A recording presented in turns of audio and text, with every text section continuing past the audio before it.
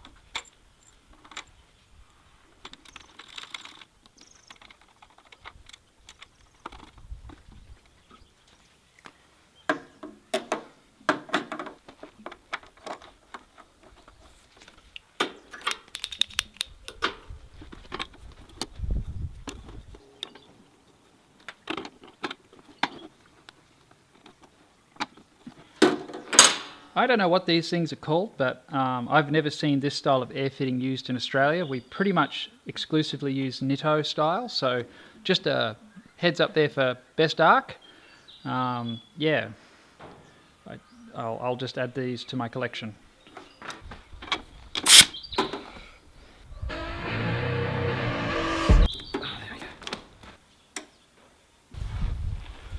Now, why would you want a plasma cutter?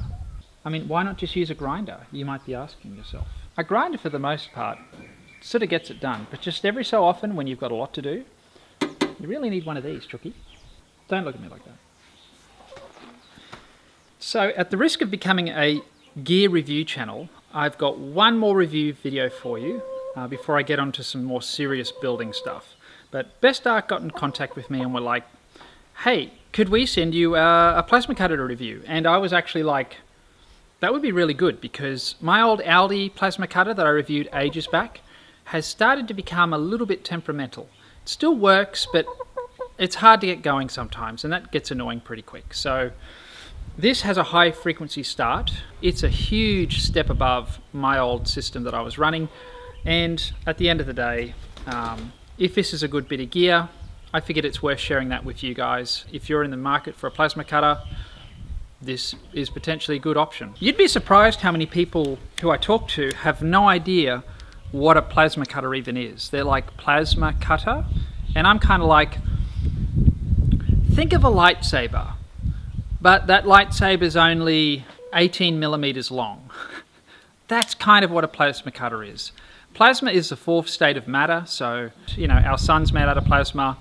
My mother-in-law's cookies, they're made out of plasma. Like, there's lots of things that in life, you know, your fluorescent bulbs, you know, your fluoros, they've got plasma in them. You know, we're surrounded by plasma. And the cool thing about plasma is it can sort of be directed and used for good, and not just lopping off Luke Skywalker's hands on the Death Star. Hey John, can I borrow your hand for a second? Have a few things to cut. We've got some 8mm thick aluminium, we call it here. 10mm stainless steel. That's 8mm mild steel. This is 10mm mild steel. This I-beam is an odd size. That's 7mm thick, and that's 5mm thick in the middle. Well, let's start with the thinner stuff. This is a great safety feature because it has this pilot arc. Watch your eyes. I mean, if you wanted to recreate that scene from Star Wars where, you know, Luke, you know, I mean, yeah, go ahead and remove that and you'll get the opportunity. But I'm going to leave that there because there's a reason it's there. Let's just go full berries.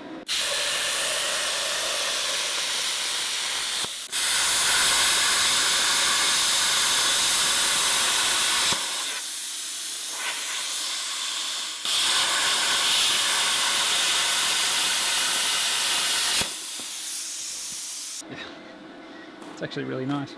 This wire guard is actually pretty cool. It should extend the life of our consumables by just keeping them off the material. That was fun. Let's skip the 7mm and go straight to the 8.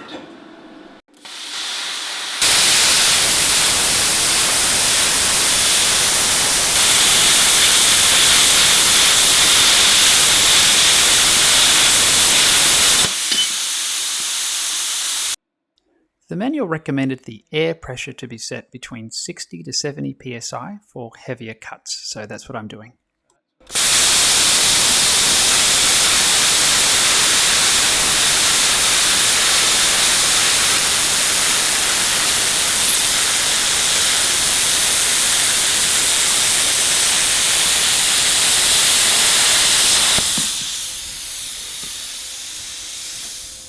Yep, that was me. I'm just going a bit quick, but yeah, that made short work of that.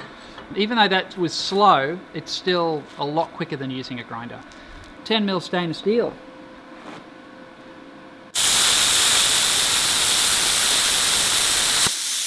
Yep. Easy.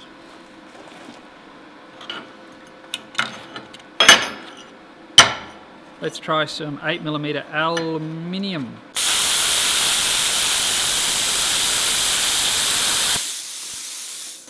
There you go.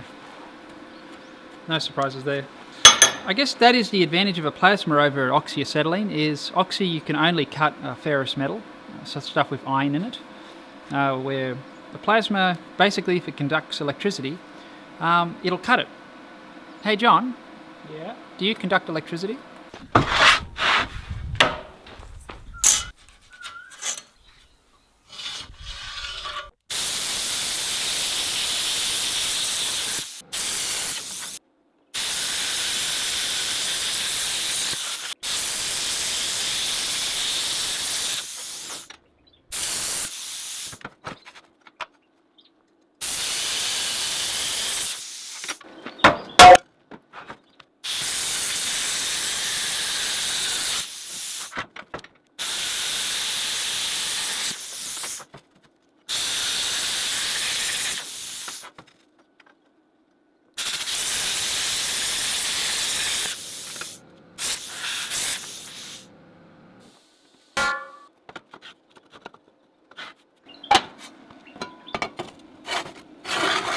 So this is going to be my fuel holder and divider. I know this is technically not a rocket stove. This is just going to be like a hobo stove, a really efficient stove. Wood burning, cooking. Depending on how far this goes in will determine how much heat output this is going to create and also how much fuel it's going to burn. So in a way, this is a way to control the output of a stove. Ideally, you want it to go in no further than where the transition starts to go into your riser. So the further you put that in, the quicker it's going to clog up with ash and the less heat it's going to create. So ideally I want it to sort of stop there, if that makes sense, at this transition point. I hope that helps someone out there.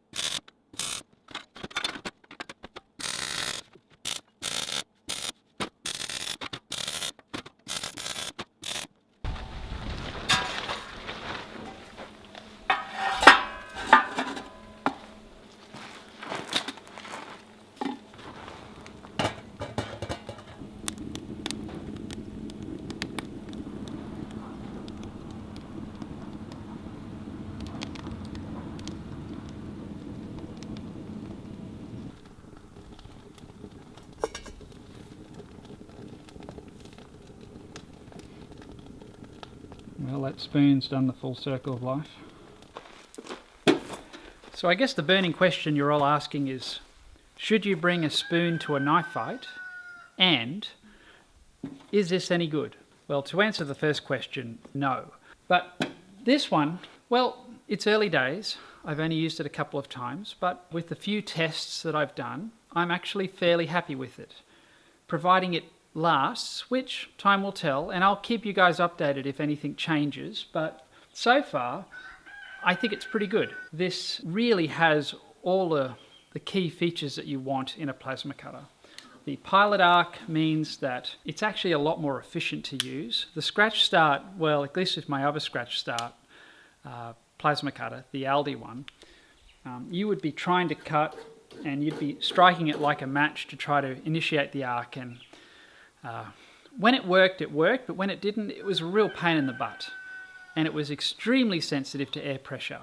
You couldn't just turn it up anywhere. It was a bit of a trial and error thing where you would decrease the air, increase the air, and you would just keep doing that until it worked.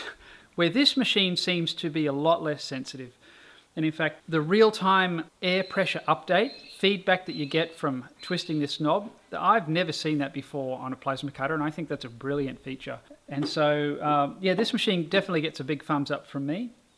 As I said, I will keep you guys posted if anything changes, but yeah, I can happily recommend this machine with my experience that I've had with it thus far. If you're interested in this machine, there will be a link, an Amazon link down in the description. Thank you all for watching. I really appreciate you coming along for the ride. I've got some big changes coming. I'm really excited to share with you some of the updates that are happening around the workshop.